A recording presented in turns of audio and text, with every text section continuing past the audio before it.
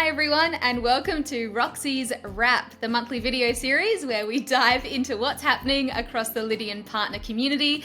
And of course, I'm joined by the man himself, Mr. Andrew Rocks.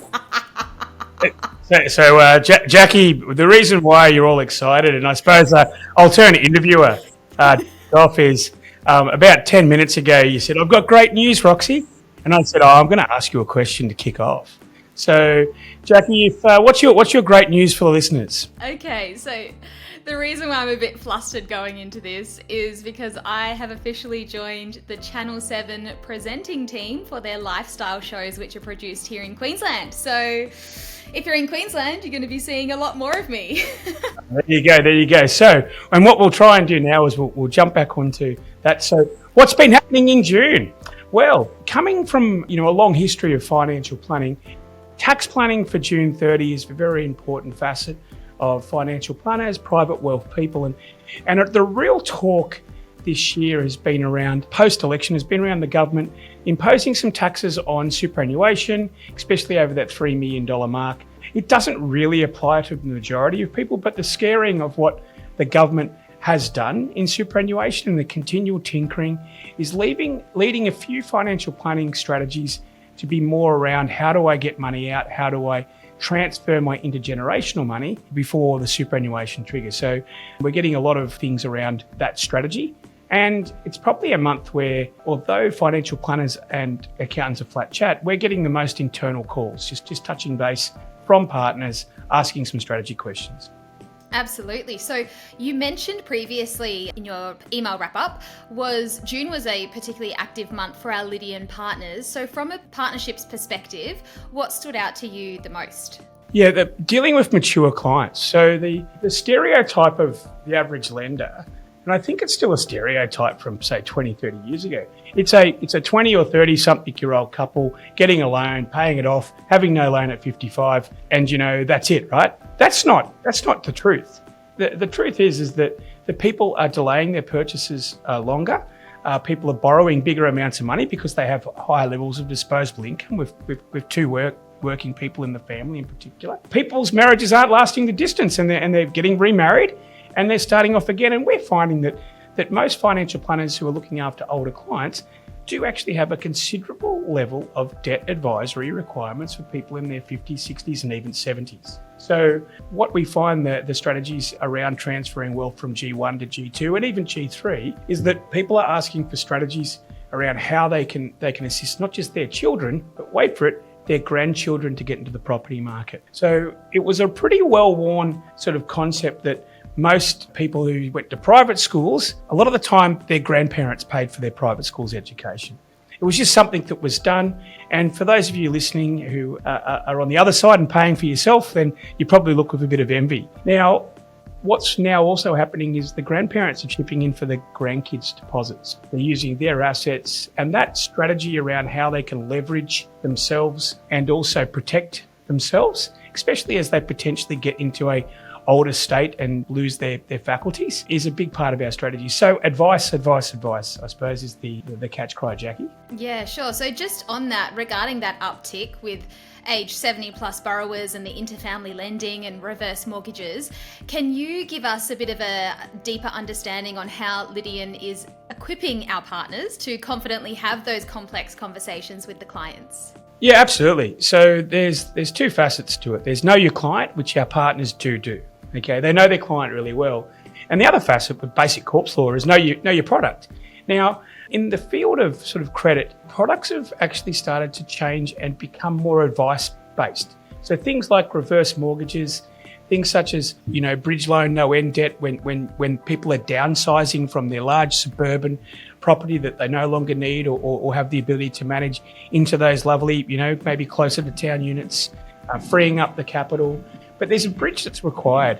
And if advice isn't sought, then it's going to be the kids that have to manage that. Or alternatively, they're just not going to get the best deal. So for a lot of financial planners, their clients' properties, especially in all the capital cities, have gone up tremendously. A lot of financial planning and accounting businesses are seeing those properties as a bit of a nest egg, because a lot of that will end up going into their investments when they sell it. So you're best off getting great advice and making sure that more of that money remains in your client's hands that you manage, rather than being wasted away in missed opportunities. Absolutely. Now, with tax season well and truly here, Lydian's National Accounting Network is generating fresh client opportunities. How are you helping ensure those referrals are matched to the right partner?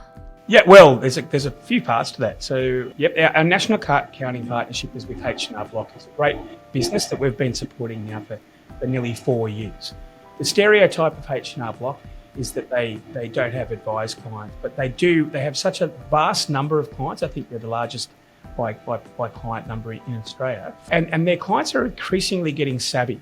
Now, what they have is a lot of clients who coming into wealth, who have got good superannuation balances and want advice, not just on their lending, but on their financial advice as well. We've organised a structure where we've got a triage system where their leads come in.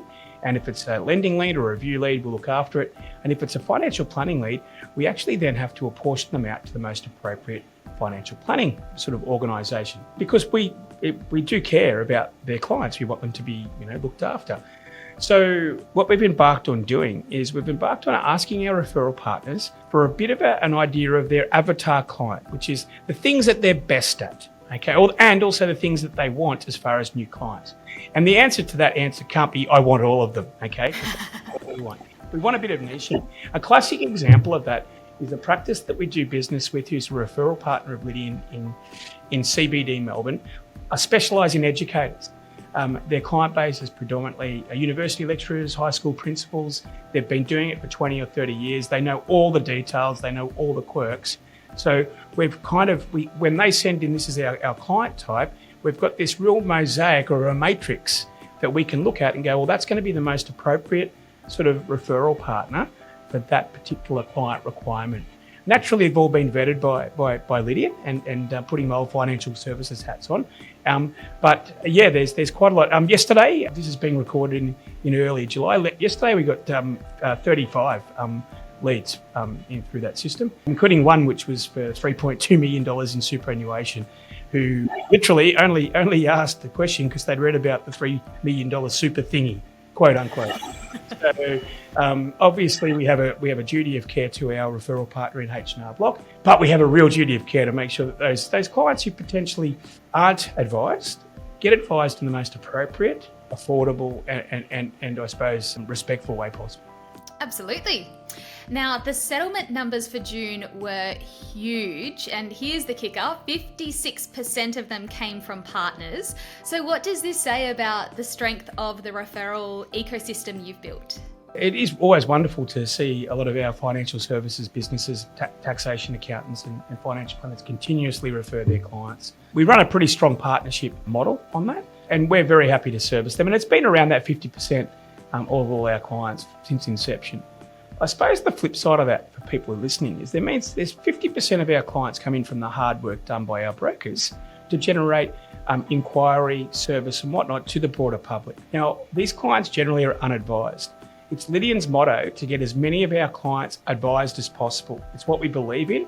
We believe that it leads to better, more rational decisioning around their own financial affairs and a better and more professional approach to their long-term lending requirements. So for as long as we're out there generating these business and these new clients for financial planners and accountants, we'd love to meet more of them. We've got a geographical kind of coverage across all of Australia. We are investigating Tasmania. We're getting closer, but majority of Australia we can cover. So yeah, it's a great model, Jackie. It's kind of what Chris and I had hoped for when we kicked this business off. And look at you now. You're killing it. Absolutely killing it, the two of you. Now, we've launched a new arm, Lydian Practice Finance. Why was this the right time to expand, and how does it serve your existing partner network? I know a lot of financial planners and accountants. In fact, I've been a financial planner and accountant, and the one quote that resonates with me is the classic from Biggie Smalls, "Mo money, mo problem." I think every practice wants to know they have the ability to borrow money, not because they want to go further in debt, but they want to be able to pounce on those opportunities as they come across their desk. Mergers and acquisitions, and bringing on partners is something that has been accelerating over the last 10 years. And no one wants to be involved with a business that takes months and months and months to be able to give a straight answer, when quite often it's a relationship and emotional decision, especially for the seller. They want to know that if you can't get your act together just to get the finance to do this deal, well, why am I trusting you with my life's work and my clients? Now, Lydian Practice Finance also can hold your bank accountable against the other banks. It's very rare that, I think when I owned a practice for 25 years, we probably changed banks twice. Might have been, but with Lydian Practice Finance, we're across all of them. And not that we play them off against each other, but we do know how it works. And what we're specifically finding is a lot of practice owners are investigating using flexible practice finance facilities to bring through employee share scheme, to bring through their young executives. A lot of practice owners in their 50s and 60s are looking to the people in their 30s and 40s as a succession plan. But the problem with that is a lot of people in their 30s and 40s already have a pretty good home loan looking after themselves and their partners and potentially their young children. So to try and go and borrow some more is often not even possible. And if it is possible, it's a pretty hard sale to your partner who's not working in the business. So by structuring these loans that sort of have security against the company, by having dividends, reinvestment plans, by having these structures, a lot of the businesses actually have a chance at succession and living past the lifespan of their founders. Yeah, great. And so we're exploring joint ventures with select referral partners. What does a successful JV look like from your side, and what makes a partner ready for that level of collaboration? Yeah, great question. And there's probably a whole series on this, Jackie, to be honest. So at Lydian, we run a partnership model where a lot of financial planners and accounting practices can refer their clients either ad hoc or every so often, and we can do a great job with them. And that's under the Lydian brand. So they're referring out, we're sharing information, we're assisting the client, and there's a commercial sort of revenue split there. Where the JV is where the organisation may already have an established mortgage division, but just might lack capacity and capability. And we're seeing that a lot. We're seeing where a business has got very big in financial planning and still has a smaller mortgage broking firm, or very big in accounting and has a small mortgage broking firm. And what that means is that it's just not fit for purpose anymore. So Lydian can come in. We can also utilise their brand. So we can be a powered by. So typically these are larger, more enterprise practices that are looking to get brand equity either in their geographical market or nationally, and leverage that for valuation. And Lydian can come in and operate under their brand and power up their operations. The other thing is that we can just do a lot more.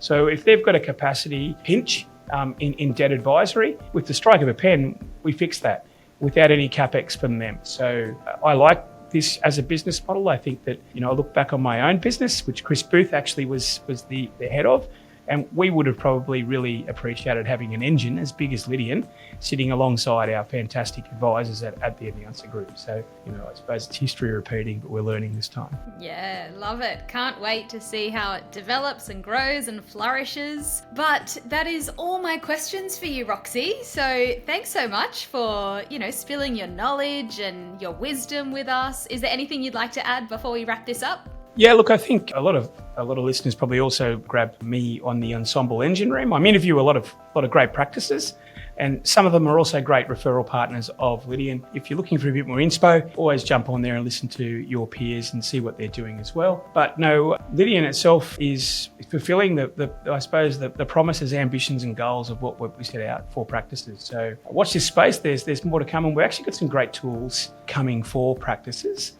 in the tech space that will enable both open banking technology and also that agentic AI where we're putting some efficiencies in as well. So all very sort of science-based. We're not going to the moon, but we're going to at least try and shoot for the stars. Thanks very much, Jackie. Thank you, Roxy. All right, we'll talk to you soon.